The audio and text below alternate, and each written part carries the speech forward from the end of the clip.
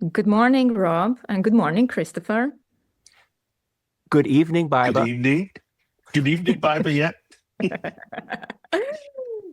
It's our pleasure to have Rob Scotland today with us. Rob has a very long history working in the strategy field. He's now head of brand marketing and communications at VO Technologies, and he has trained a lot of strategists, not only in Berkeley School of Communications, where he's still a trainer, but also in Hyper Island for, I guess, 7 years. And I know for a fact that Rob has also been head of strategy in McCann, London. During that time, I also met Rob. We were working together on mentoring. I was putting Rob in touch with a bunch of young talent who were looking for how to do strategy or get into strategy. And Rob was very friendly and kind and super active. And I do believe that a lot of strategists learned a lot from you. And it's our pleasure that you also accepted our invitation to be part of our podcast and also to be a ringer in our brandLingual community platform. So welcome, Rob. Thank you so much. And Christopher will ask you the opening big question. Rob, let's go. So yeah, this opening question is one that Baiba and I at brandLingual have been thinking so much about. And we really want to put honesty at the center of our conversations that we have, because we believe every practitioner has learned something in their career, but then somehow they have to unlearn because they understand that through practice, things actually work a bit differently. And so this question is also to you, Rob. What are the things, and it could be anything, that you have unlearned through your career? Wow. Really good question. I think there's two things, and as per usual, I'm going to do one where I play by the rules, one where I don't play by the rules, probably. But the biggest thing I had to unlearn was to stop preaching, I think was the key thing, because especially when I was younger and earlier in my career, I think I immediately thought I had all the answers because I was so plugged into modern culture. So it was obvious to me. And I was like, well, you do this because of these things. And this is what's cool. And this is what's not cool. And here's why. And here's the reasons. And what I had to unlearn, and I've really got to thank 𝗪𝗵𝘁 for this, who was the former CMO at Pandora Jewelry, because she invited me to the board meetings, got to sit in some of the senior leadership and board meetings. And fearing probably how outspoken I could be and fearless I could be in certain situations, she said, you can come, but you've got to not say a word. I was like, what? I was offended. I was like, why? Me? Would I say anything? And it was perfect. It was the best education for me. And what I learned was to listen. And what I learned was to understand what was happening from the business perspective or from a senior leader's perspective. So whilst I could be this massive brand, strategy and brand marketing evangelist, it meant nothing if it couldn't get traction with the senior decision makers within the organization. So the more that I started to get this, and to be honest, I'd say it's fairly recent, like the last maybe 5 or 10 years, when I've really dug into understanding, what is keeping senior decision makers awake at night? What meaningful role can brand or brand strategy play in brand marketing play within the mix? And when I've done that, I think I've had a lot more success, whereas I was quite happy to get into shouting matches with quite senior people, but early on in my career, which is a gift and a curse, I would say. So in some ways, it was the way that you approached your engagements and how open you were to active listening. Yeah, it did. And I think when you do active listening well, it's actually a physical exercise. You should be almost tired after, doing a bout of really active listening, because you're fully engaged. And I think also it means that you're a little bit more humble from that point of view, of where you're not coming into every situation thinking you have the answer. You might have an idea, and you might have a very well-educated idea, but there's always some nuances or some things that you can learn by listening and by speaking to people. So, yeah, I always think if I met myself 20 years ago, I'd probably kick myself out of the room because I'd be like, who the hell are you? What are you talking about? But I think the more, I would definitely say, I wish I'd learned that. And I had to unlearn that need to speak first, or to get my point across first, and to listen more, and to just take that on board a lot. That is the second thing, because I thought that you said like you will share two things. What is the second thing? You're going to break the rules on the second one, you said. Yeah, no. But the second one is just more of the same. It's more about spending as much time out of my comfort zone as possible. And I think now the ability to leverage so many tools, from AI to social media to social listening and those types of things, is to really spend as much time on the opposite side as possible. More so, it's almost like turning a chessboard around the other way. And what you tend to find with that is you become much more informed. So it's unfortunate, it's a skill that's lacking right now, but the ability to discuss and debate.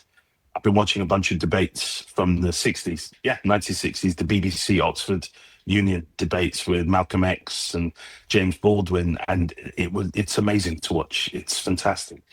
So I think as much as possible, spend as much time outside of that comfort zone. Watch programs you wouldn't watch, consume media you wouldn't normally consume, go to places you wouldn't normally go to. I often say that, especially with a lot of the agencies, is I challenge anybody at an agency to go probably half a mile, or a couple of kilometers in any direction from the office, and you'll see people living a radically different life to those in that central business district. And it's super informative. You understand so much. You write a lot about gatekeeping and crashing the gates and opening the gates and lowering the bridge and all these wonderful metaphors of just like breaking these boundaries and getting outside your bubble, allowing people in, and vice versa. Which came to mind when you said, like, literally just walk a half mile from wherever you're working and living, and see what's going on. So this idea of like going cross borders and in between spaces and getting in and lifting it up, and that it feels like that's a core part of what you write about, what you talk about, what you have a passion for. 100%. I mean, I've got to thank Chuck Welch for this. He's one of like the esteemed strategists, because when I was 18, you go skate a spot, you go, grab a slice, you get on a cheap flight, you go party somewhere, you're it. It's all around you. You don't have to think about it. And when we met Chuck, I remember my former business partner, we met him, and we said, what you're doing is anthropology and ethnography. And we were like, yeah, okay, cool. But the more we dug into it, what we found was that the skill to be able to decode what was happening was really, really valuable.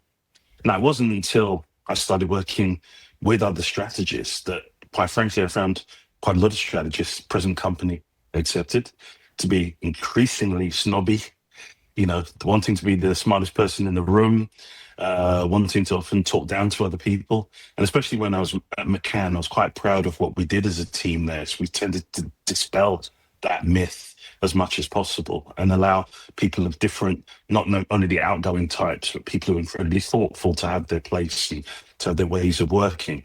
So I've got this constant thing about gatekeeping, because I just don't believe that the best way to operate is to hold all the information to yourself. And we're finding that more and more. We increasingly, with new platforms, new ways of working, it just doesn't work. Whereas the more you do the opposite, and it's, worked since ancient times, you actually become more informed, you become more liberated, and you actually become, I think, more effective as a strategist when you don't hold on to something. I think it's the old design thinking kind of thing that is really, really lovely. You pull people in from different walks of life. We used to have that in my old office, actually. We used to have all sorts of people walk in when I had my office when we worked in Copenhagen. The poor receptionist, she was like, it's a gang member coming in. It was a financier coming in. It was a music artist coming in. But by having these groups of people, you just become eminently more informed, and it helps your work so much. What would be your advice for, let's say, any strategists to go out and have conversations with real people, as we normally say? No, I think to observe first. I mean, you don't. I think the conversation is like the Jedi kind of level if you can get to that, but you can just get a lot by just observing. I'm in New York right now, and after this, I'm probably going to go get a coffee, and I'm just going to observe. I'm going to look at people's fashion, how people are talking, what they're listening to, how they're listening. What are they doing? Same thing if you go to a gym. We did a lot of work with Nike, and that was one of our key things. We sat in the gym and we just wanted to challenge everything that was in the brief because we're like, we don't see it. So observe first, and then whenever you can, try and get into really interesting conversations. And people are normally fairly happy to talk about themselves, which is cool.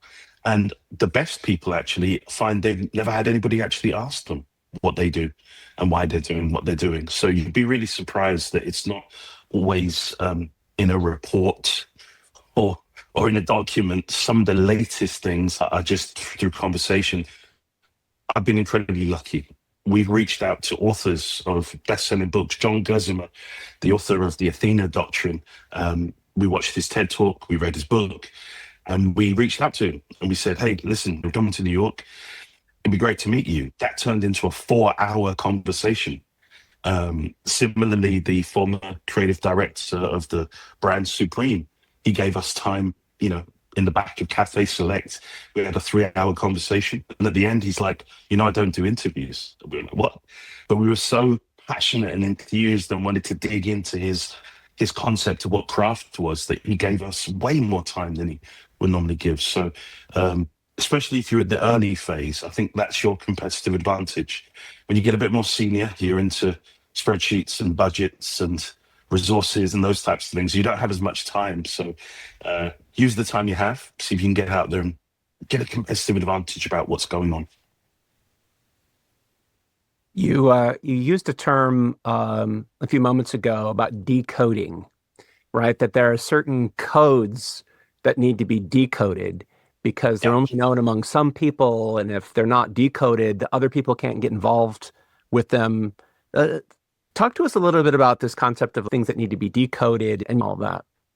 No, I think the best strategists are the ones who are able to see links between things, often quite disparate links, and that's not easy. So I've hired kids before who are super cool kids. They know exactly what's going on, but they feel it very intuitively. So when you ask them to articulate it or to find a link, it's actually really, really hard. Whereas you've got those rare people who can, like, I don't know, I posted a link of 𝗂𝗪𝗁 doing a Shakespeare monologue on a US chat show yesterday. And then the next thing I'll post is a kid on a city bike, doing a bunny hop over a car.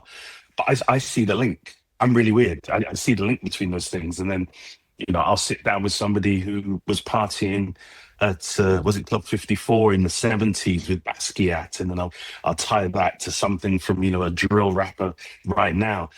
I have a weird ability to be able to take a 𝗂𝗪𝗁 monologue, Shakespeare monologue on a US chat show.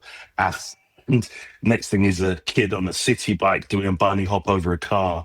And I don't know, you'll see things about language and tone. It'll be a drill rapper on one end, and it'll be, I don't know, Kim Kardashian launching Skims with Nike on the other. And I see links. And I think the people who see those links and they're able to articulate it and decode those things, those people are natural strategists. Those codes are everywhere. And I think now, especially with modern culture, the way things are using and changing, I could launch a product in Tokyo in half an hour. A kid in New York is going to know and see it and go, that's cool. Do you remember that thing where everybody was doing that thing where they froze and they filmed themselves on video freezing?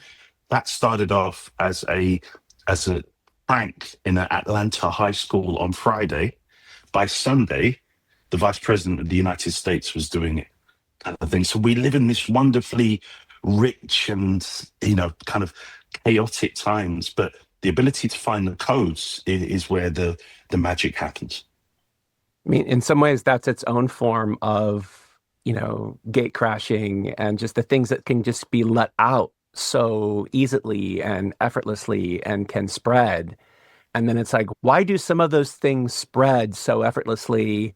And like for everyone that spreads effortlessly in like a 24-hour period, there are a trillion other things that in fact are DOA. Yeah. I think, again, when you look at kind of those subcultural brands and people, they are constantly trying things. They're constantly iterating and reiterating. I was watching something with a young fashion designer, Clint, who's got a brand called 𝘂άρχ𝗟𝗲𝗿. And, I learned loads because he's like, no, I'll republish the same piece of content 50 times. Something which I went back to my team and I'm like, we get nervous if we have to repost something 3 times. Maybe this guy's onto something. So the best people don't think about that kind of one shot. It's really weird. It's like we've been taught this thing as if our ideas, we're a sniper on the roof and we have one shot like Eros, and then the customer falls in love and you win awards and everything. It doesn't happen like that. It's messy. It's lucky. It's about consistency.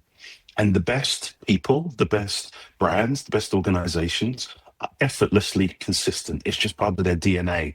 And something goes wrong, they don't worry about it. It's on to the next thing, or they try it again. And now what we're finding, and I'm finding on a personal level, is timing is everything. But you're not in control of that timing. So therefore, you have to be omnipresent to a certain extent, trying things and admitting that was luck. What can we learn from it? And try and repeat that. But the best people consistently over as long as I can remember are just people who operate with a level of consistency that is just really effective. And they brush off the defeats and they go on to the next thing. People learn through repetition. 100%. I also love that point too, that things don't wear out. So then don't give up. Like, let's test. Now let's move the same thing and let's time shift it here. Now let's time shift it here. Oh, okay. That worked. It feels like something that you've learned through observation and through your own repetition. 100%. But also the other side is through scarcity. When you don't have unlimited budget, you have to think really, really carefully, or you have to start building more sustainable ways of developing something. So something that my team has done, which we didn't realize until we look back, is that we've been making content in such a way that we're able to repurpose content that's now 4 years old, because the art direction at the time has stayed contemporary enough where it still works. We can use photography, clips, those types of things, and refuse them. So, but that's because we don't have endless budget. Sometimes as well, the culture has to be right. I've worked in places where unfortunately the culture has felt like very risk averse. So you don't feel confident maybe doing and saying those things. In front of a client, for instance, or something has to be completely right.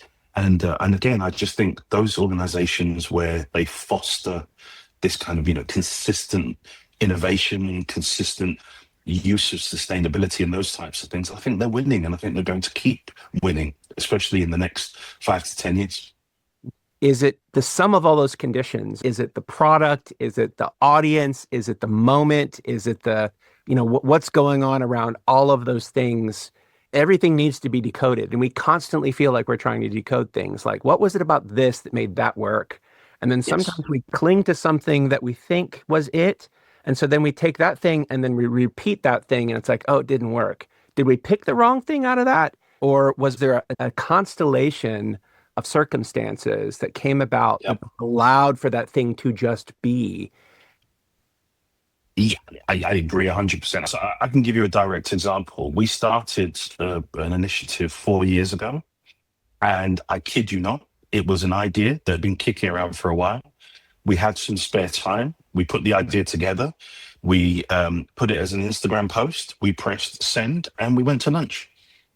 Didn't give it a single thought. Came back from lunch, and it went viral. And now you're, why? Yeah. What the hell? Listen, 4 years later, I'm still trying to figure it out. But we tapped into something. And I think I'm a big sports guy. So it's one of the things when I've coached American football and those types of things, a defeat is pretty easy. You should know what happened. Okay, we did these things wrong. These 3 things, they resulted in this. But when I spent time around elite coaches, they actually look at the wins more. So it's like, okay, what can we take from that? Exactly what you said. Which ingredients here seem to work really, really well? And if we repeat these ingredients often, we're going to win more than we'll lose. And then still diagnose what went wrong, but it's fairly easy to diagnose what went wrong. But it's better to get those things of saying, can we formulate a situation where we feel confident that if we do this right, we'll win more often than we'll lose. And the more you do that, I think you just get a little more confident. And then also you get more confident now understanding, okay, it didn't work here. It's probably due to these reasons. But if we stay fairly consistent, we'll be good. Now, that's been made a lot tougher with the algorithms. And I say algorithms in plural, because not just one, multiple algorithms, regardless of which platform you're on. So staying fairly tight to understand what's working and why, like 𝗂𝗟𝗍𝗿 on Instagram is brilliant because he talks about it quite openly when there's more information being shared in DMs than there are publicly. Most of us probably have private Instagram channels and those types of things. You got to stay on top of that and understand, okay, how can I make shareable content? Content that if, I post it, somebody's going to share with 15 people. It's fantastic. Now you're onto something. So maybe it's not that TVC for that purpose. But another time it might be. At the time of recording this, the Super Bowl is tomorrow. And you're seeing adverts, commercials have been released for the last 2 weeks in the lead up to this event. But yet this almost the Olympics of advertising will still happen tomorrow as the Super Bowl, but it evolves, it changes. So what can you do to create that little bit of attention where you can make people remember you? I think is super valuable. Are there any, maybe in the beginning of your career, concepts that you thought were like just airtight? Like these were the pillars, these were the things that I can just rely on this. But at this point in your career, you realize that they were either like total vaporware, phantom pillars, things that were just, or that would crumble under the least amount of pressure. Oh, that is so good. That is such an evil question. I'm trying to think, is there a way I can say it and not give it away? I have to say it like this because I can't say it, otherwise the people concerned will know, might see this and know that I don't want to get into that discussion with them. I would say that anything that is founded fundamentally on just the creative idea or just, the creative is king, which they are geniuses. But again, now we've seen marketing communications requires so much more. It needs to be much more in tandem to what is the business trying to achieve, what is the DNA of that business. Whereas in the past, unfortunately, I've worked with some people who just wanted to win a Cannes Lion. I've done this because it's a great Cannes Lion idea, and then we have to get into a big argument about why I'm not going to support that just because it's for that purpose. So I would say that mostly, because remember, we've exited a period, the 60s, 70s, 80s for sure, 90s to a certain extent, with the heyday of advertising. So we're kind of seeing a redefinition of advertising 20 to 30 years later now, which is normal and natural. So things are changing, but a little bit of that is still stuck with some of the creative class where, I think they're a little bit outdated. So I really believed those things when I first started. I loved them because it was all about and that's where the preachiness comes from. So now I would have the gall to tell a client, no, you're wrong, because I think this idea is great. I can't think of anything worse now. There are other ways to be both elusive, but also seductive with what you're doing. And I think that's the key thing of being around people who do good work, who are genuinely strategic. The conversations we've had off camera, I've left with loads of post-it notes, those types of things. Baiba's Notion page has made me look so good over the years that I've shared. And it's those kind of things which I think are really cool, not I've thought of a great idea that will win me a Cannes Lion, and therefore we should pursue everything. So over that time, you've noticed some things then start to maybe kind of deflate or perhaps not be as real as they seemed in the beginning. Are there new pillars that you're seeing that have been built up, or other bridges that are out there to connect between that, in fact, are way more stronger than people probably thought they were, back in the day? 100%. And this is something actually that's come up in the brandLingual just a quick plug for brandLingual, which I think is fantastic for that. For me, I experienced the 5 C's at McCann. It was something that Suzanne Powers was really, really a big advocate from. It wasn't originated there, but just these frameworks which force you to go and have a look at the competition, the client, the business, what's happening in culture, what's happening, just generally in the category, so on and so forth.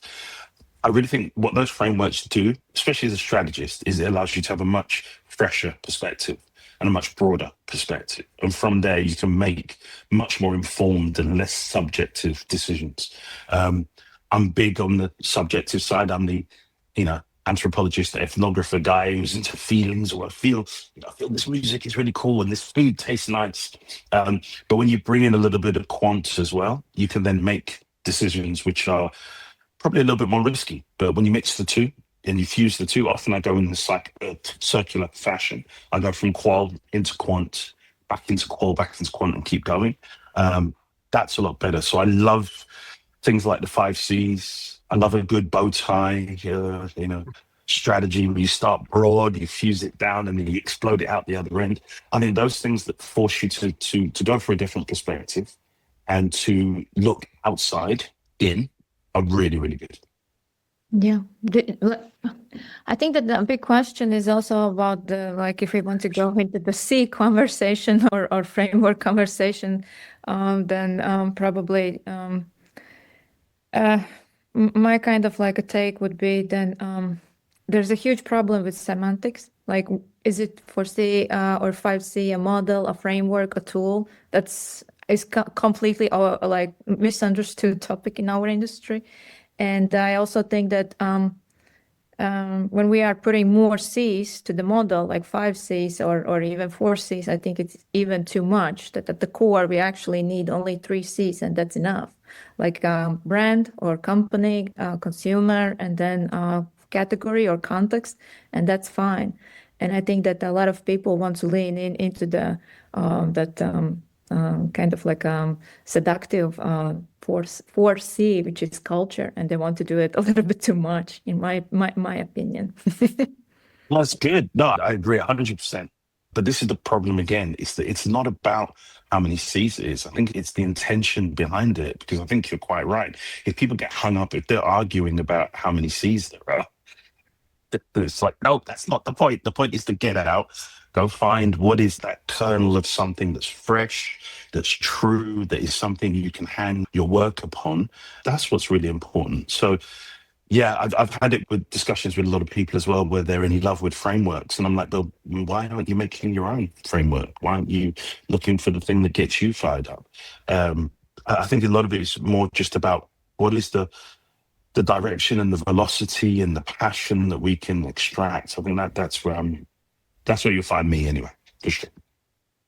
I think this is also something we share interest in, because having some shared language between your teams and with your client can allow for more, fluency and being able to actually get the hard work done, because you're at least not fighting each other's vocabulary, which is a whole nother form of code and decoding. And so, I mean, the concept of, should culture have its own C, or regardless, is everything always swimming in culture? 3 C's and everything's always swimming in culture. Like, culture is the fluid thing that's going across everything. I was just curious to talk about that sort of shared language and understanding of those things, and then how that fluency might, may or may not be a hindrance. The thing that I think really struck me from what you said on reflection is that idea of the shared understanding. So the idea, especially if you're in an agency situation, you and your client literally talking the same language. Now, I think it's going off piece a bit, but I think it's worth remembering. One of the key factors is that client is probably never having more fun than when they're in a meeting with you. As soon as they leave that meeting, I know it as the client now, I leave that meeting, I've got spreadsheets, resources, budgets, those types of things. So it's really important that you understand for that 60, 90, 120 minutes, having an effective form of language where you see things the same way is super important, because they will then take that into their organization as well. So at least I'm less precious about the actual structure, but more exactly what you said of saying, oh, do we see things the same way? Are we using terms the same way? Are we, I've worked with clients where using the term target audience was not good. That wasn't something they liked. I've worked with some brands where they won't refer to their direct competitor. Direct competitor is called the opposition. And if you ever worked on that brand, you know exactly what I'm talking about. Or them over there kind of thing. So the more you can get that under your skin, I think it is really, really important. And everything else, I just find fascinating. I'd like to hear a new framework or a new way of thinking. What I think you guys have proven is all pretty much the same. It's a bit like, you hear about in the NBA, we interviewed the NBA players and we said, oh, what about this system? And this team runs that system. He goes, no, we all pretty much run the same system. It's all the same. There'll be the triangle offense once every 20 years, but it's always the same. Just somebody has new words or a new twist on it. And I think that has a lot of legs. I love this analogy. So let's say for the NBA, right? Like when those teams go onto the court, they understand together what the rules are and they know how to score the points. And there's not confusion around what gravity is and how the ball moves. And so how they end up winning is based on talent. It's the talent they put on the court that is the difference. Now, in our industry, not only can people not agree on which stadium to show up in, but somebody wants to kick a touchdown and someone wants to dunk a goal and the point systems are all over the place and someone has a different shape for the ball and someone has a different language and yet we're all trying to compete to accomplish something very similar for clients. And I have to think all of our clients are sitting in the seats looking back at us going, what the hell are they doing? Correct. Particularly through agency pitch processes, like where every hour an agency comes in and has a completely different understanding how anything works and different vocabulary. It's got to be confusing. It's like if there was ever a time for our industry to get around a shared understanding of how brands grow and how advertising works to do this, and then we can compete on talent, then we can actually compete on idea. But it seems like we're all over the place all the time. It's so funny you say this. My definition of this is almost a hallucinogenic kind of ego that people have. And honestly, I didn't get it until I was client side. This, because the amount of time I spent, and we've all seen it, if we admit it, we've all seen it on the agency side, the 2 a.m. tearing up of the pitch deck and rewriting it, and it has little to any effect. And then the more time I spent client side, exactly what you said has occurred is where you're on the opposite side and you can see when it's a bit sloppy, when the team don't seem like they're all together, when the creative director sees it as their opportunity to perform, or the strategist talks for too long, or you get too much of the background of the agency. It's like, no, can we just get to what help us? Let us believe you're going to help us achieve what we need to achieve. The rest is we'll get to that when it kind of comes to it.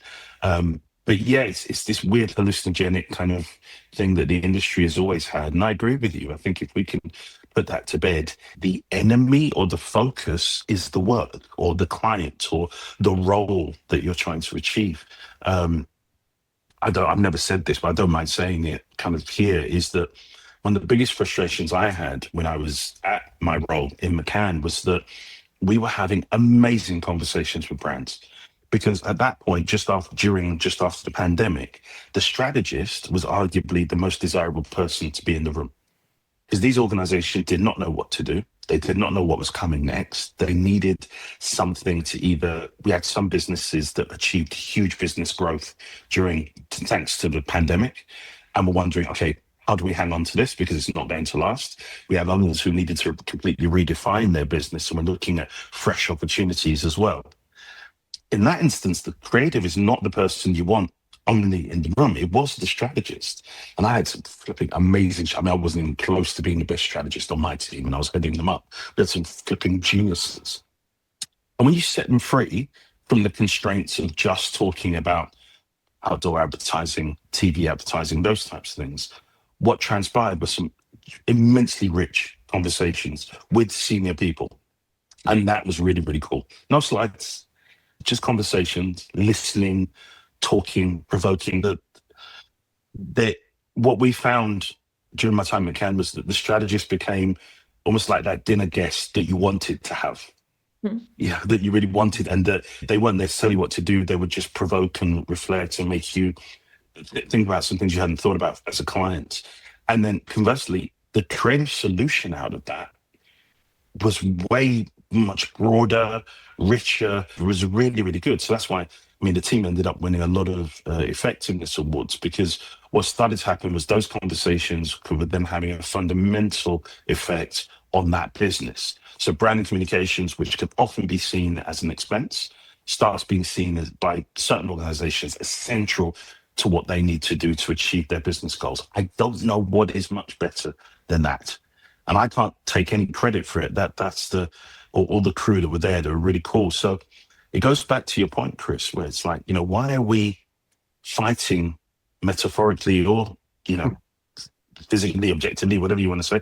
Why are we fighting over what terms we use or which framework we use, when the opportunity to help these businesses, and I tend to say businesses rather than clients sometimes, how do we help these businesses? How do we help that person who is rising up the organization or is a new leader within the organization?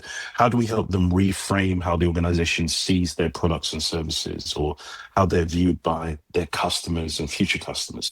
That's the bit I absolutely love. But I do believe that we need to understand as consultants and strategists also what are these fundamental principles, how that company or brand can grow. So it is about the term.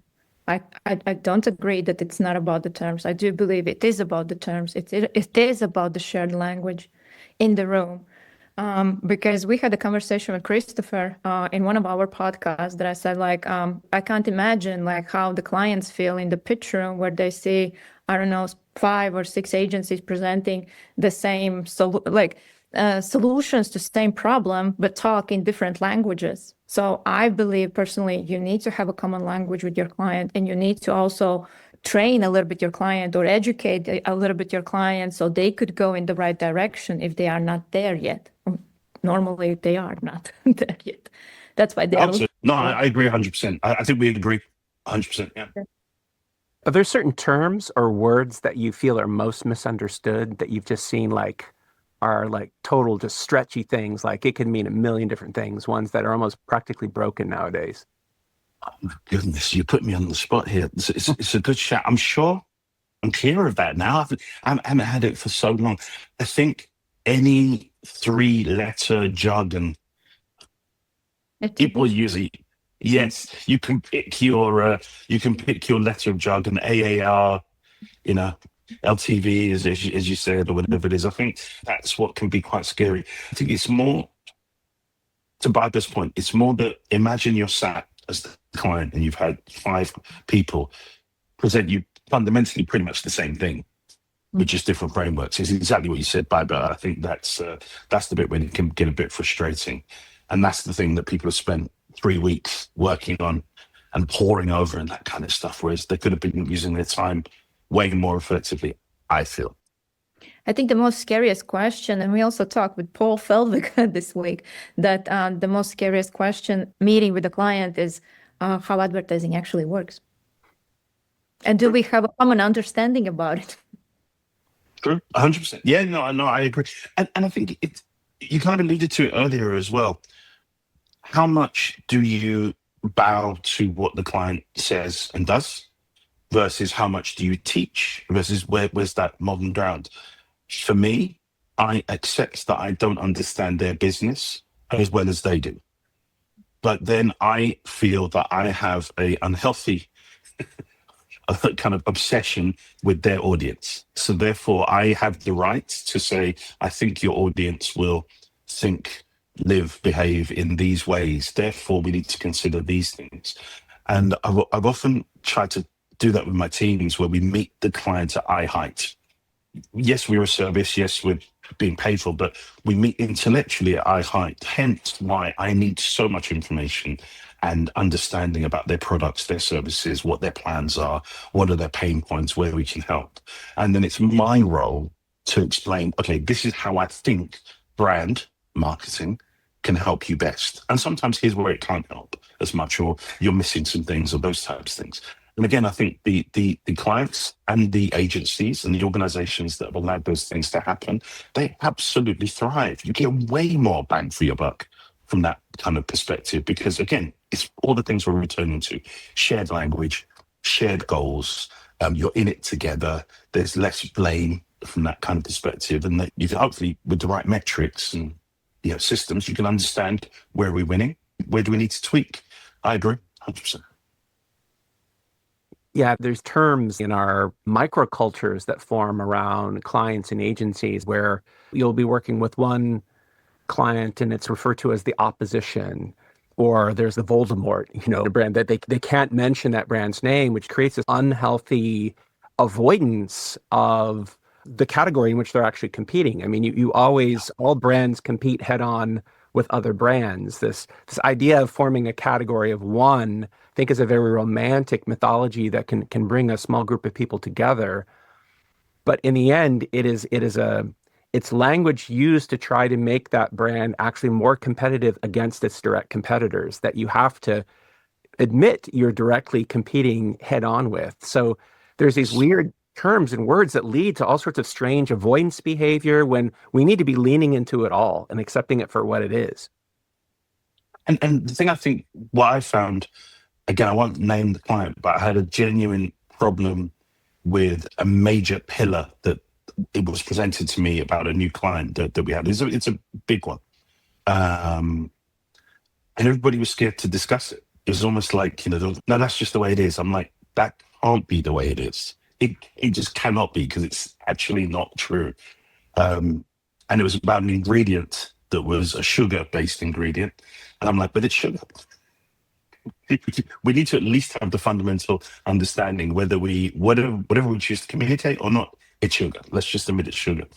And what I found was that from the junior to the middle to maybe slightly senior parts of that global organization, they all, drank the Kool-Aid, literally. And it's not Kool-Aid I'm talking about. Sugar. It's not Kool-Aid I'm talking about. My metaphors are getting in trouble. But they literally drank the Kool-Aid. And it wasn't until I had a conversation with one of the most very senior people in the global organization. I said, look, I've come on board as the lead strategist on this. I just have one question that is bugging me. Can we, but this requires sugar. It's a sugar-based product. He said, oh yeah, that's right. But okay, so I'd spoken to over 10 people in a series of weeks. No, we can't mention that. And when I met this senior person, it was like, okay, so now we've agreed on that fundamental principle. Now we need to have the discussion, because obesity, sugar, and those types of things is a major, major topic we have to be aware of. Now, again, as a strategist, it's like, this is like, going back thousands of years, strategists have had to have the same conversation. If you do X, I think this might happen.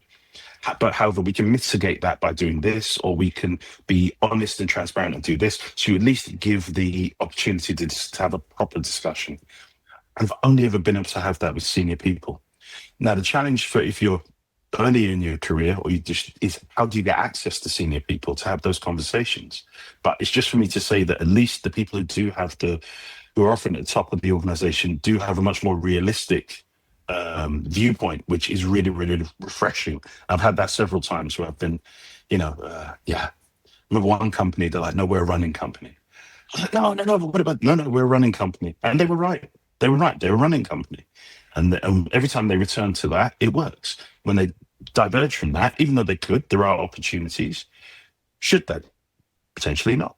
Even when I was saying they should. But it's sometimes both ways. When you get to the senior people and you get them without a PowerPoint, out of a meeting room, and you just have a really good conversation, you can learn so much.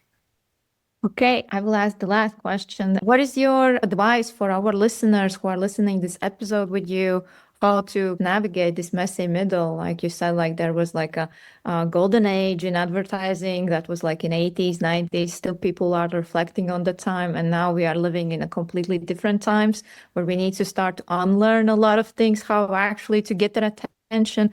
But what would be your advice, suggestion to help to navigate this messy middle? Yeah, and it's not easy.